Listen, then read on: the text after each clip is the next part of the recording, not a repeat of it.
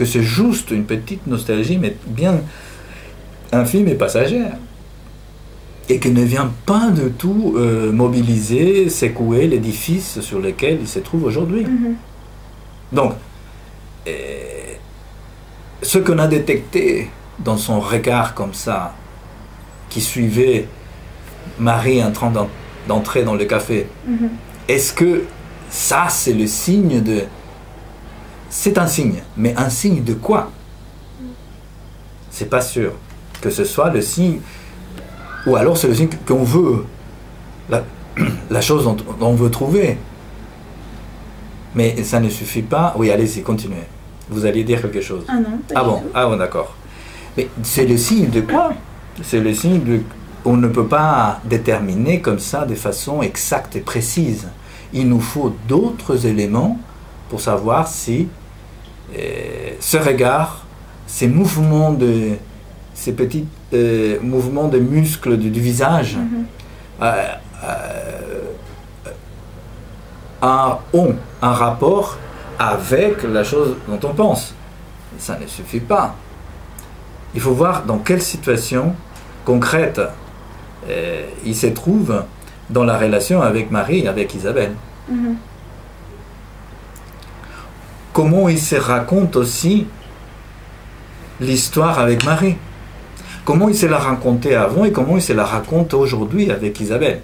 Parce que, vous voyez, et donc du coup, le comportement de lui, allez, Jean-Pierre, on va dire les Jean-Pierre, ça va, ça vous va. Le comportement de Jean-Pierre n'est pas comme le comportement d'un pont.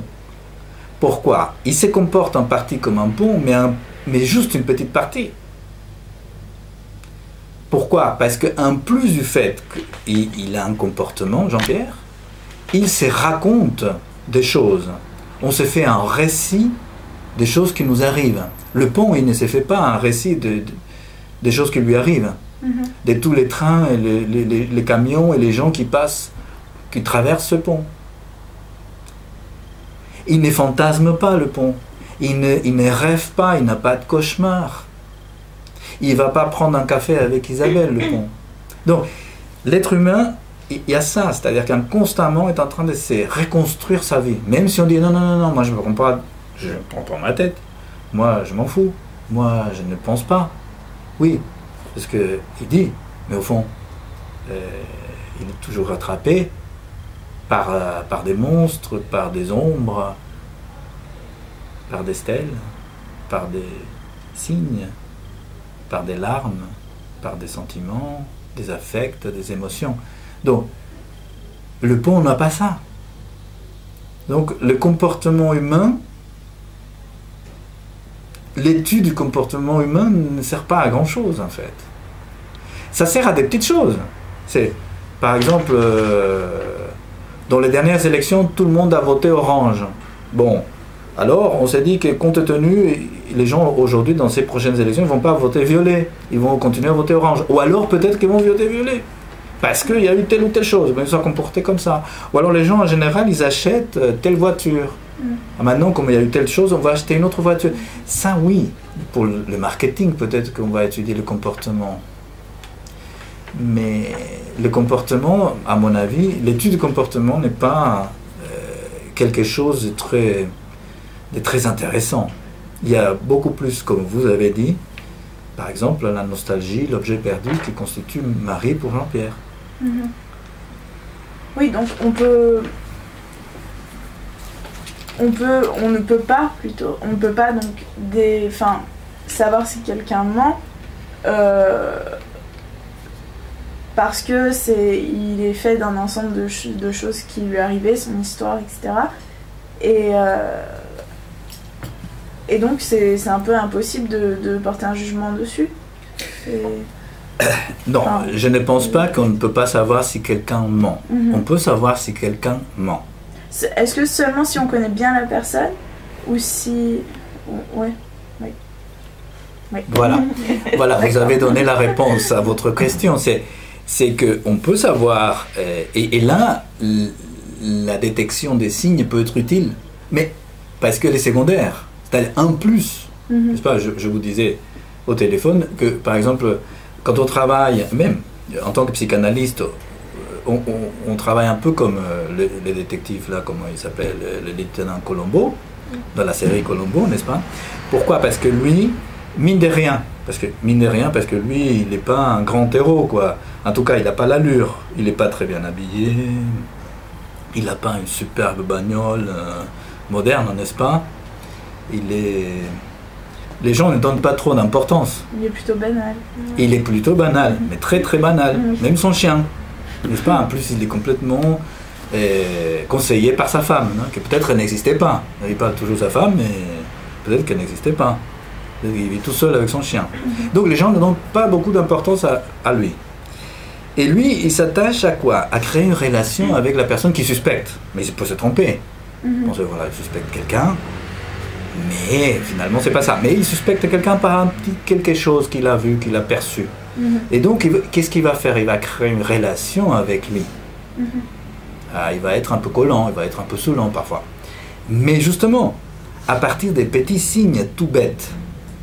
Mais ces petits signes tout bêtes, comme par exemple, n'est-ce pas, le cendrier qui a été déplacé. En général, les cendriers posés là. Sauf que là, on l'a trouvé ici, un endroit un peu bizarre. Pourquoi? Il y a 2 mégots, normalement il devrait y avoir qu'un seul. Il y a une deuxième personne, qu'est-ce qui s'est passé? Bon, des petites choses comme ça, mais c'est pas que les cendriers tout seul, que le cendrier se comporte tout seul, non, c'est que c'est par rapport à des situations précises interhumaines, intersubjectives, n'est-ce pas? Et lui va créer une relation forte avec cette personne, n'est-ce pas? Pour mieux la connaître, pour mieux s'insérer en elle. Et faire que la personne, à un moment donné, laisse échapper. Mais comment la personne va laisser échapper? C'est parce que lui, il va le titiller cette personne pour que cette personne commence à ressentir un peu d'angoisse, un peu, on va la déstabiliser comme ça, de culpabilité, de remords, de ah non, mais il va rien se rendre compte, il est bête, Colombo, n'est-ce pas? Et donc à ces moments-là, oui, il y a des signes, des petits gestes, des petites choses qui vont l'amener à être obligé d'avouer ou à déclarer que c'est ça. Bon, oui, dans ces cas-là, quand vous avez créé une relation forte avec la personne, là oui, les petits signes peuvent vous aider. Mais il n'y a pas un catalogue préfabriqué. Oui. Car chaque personne est différente. Exactement. Et chaque situation peut être différente pour une même personne. Donc, dans une première situation, je peux réagir avec une façon de bouger la bouche ou les yeux, etc. Mais dans une autre, je peux utiliser le même signe, mais pour vouloir dire autre chose. Donc, finalement, il n'y a pas un catalogue précis d'attitude. Par exemple, est-ce que le fait de ne pas regarder dans les yeux il indique que je mens? Pas forcément. Ça peut l'être, mais pas forcément. Non, pas forcément. Parce que ça peut être gênant de parler en regardant fixement dans les yeux de quelqu'un. Est-ce qu'on peut retirer le regard direct pour mieux réfléchir à ce que je suis en train de dire, voyez, et ainsi de suite. Ou parce qu'on se pose des questions, ou parce qu'on a peur que l'autre pense qu'on ment aussi. Oui. Je ne veux pas qu'il pense que je suis en train de mentir. Il y a ça aussi, la supposition des mensonges. Ou alors l'autre vient et dit, ah, moi je pense qu'il est en train de me dire ça, mais en fait il pense le contraire. Et c'est ce que l'enfant va faire. Dans un premier temps, l'enfant, ce n'est pas qu'il dit que c'est bien de dire la vérité, que les adultes disent toujours la vérité. Non. L'enfant, simplement, il suit ce que l'autre dit. Pourquoi? Parce que dès le début, il lui a donné les seins, il lui a donné la chaleur, il lui l'a protégé. Donc il continue comme ça, quoi. L'adulte me protège. Bon, à un moment donné, donc tout ce que l'adulte dit, quand on passe à la parole, tout ce que l'adulte dit, c'est pour protéger, pour donner à manger, etc. Et parfois, l'adulte, il manque à sa tâche. La mère n'est pas là. Elle est en train de discuter avec une copine au téléphone. Et le bébé, il a faim. Il pleure, ou alors il a sa couche pleine, donc il va être changé, c'est inconfortable.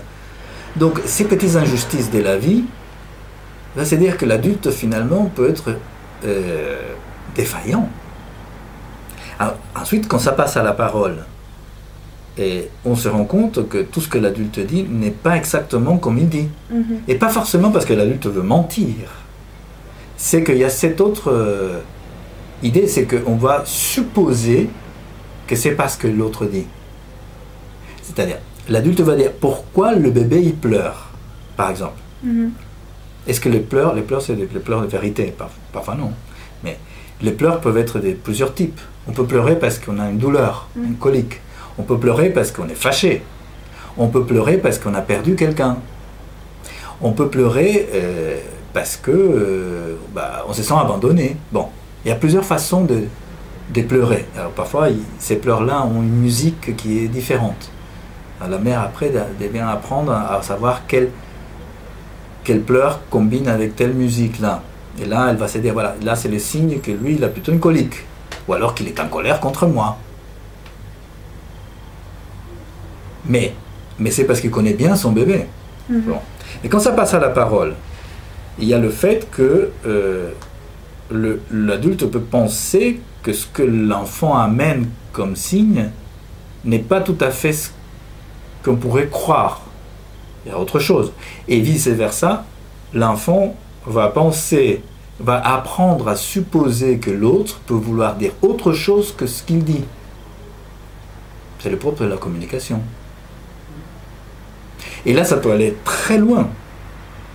Parce qu'on peut penser, supposer que l'autre nous dit exprès une chose parce que ce n'est pas ça, c'est l'autre l'inverse. Ou alors on peut encore plus loin. On va supposer qu'il nous dit l'inverse pour qu'on croit ça, alors que c'est pas ça, c'est ça, c'est ce qu'il est en train de nous dire exactement. Donc finalement, il y a parfois un jeu de miroirs incroyable dans ces relations humaines. C'est pas que nous appelons la relation imaginaire, comme dans la relation avec les miroirs, où finalement, on voit qu'il y a plusieurs niveaux de la vérité, du mensonge, et de la supposition de vérité et de mensonge. Cela dit, on peut faire des certitudes. Tout n'est pas dans le doute. On arrive à faire des certitudes. Par exemple, tout ça, ça paraît très théorique, mais imaginons ça dans l'expérience amoureuse. Comment est-ce que vous êtes sûr si le garçon que vous préférez vous aime vraiment?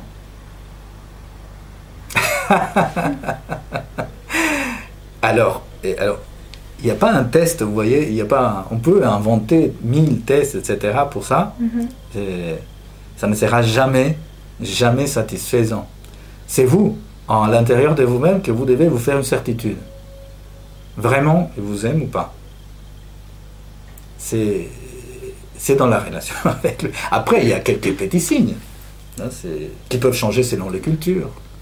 Est-ce que c'est combien de fois elle m'a appelé, combien de textos il m'a envoyé, la teneur de ces textos, est-ce qu'il m'a envoyé un bouquet de fleurs ou pas? Bon, peut-être qu'aujourd'hui ça ne se fait plus tellement ça, mais vous voyez, combien de bouquets de fleurs?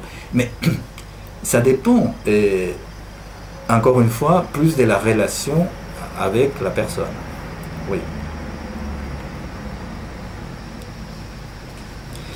Et parfois les signes ne viennent là que contribuer à ça, à relancer la relation.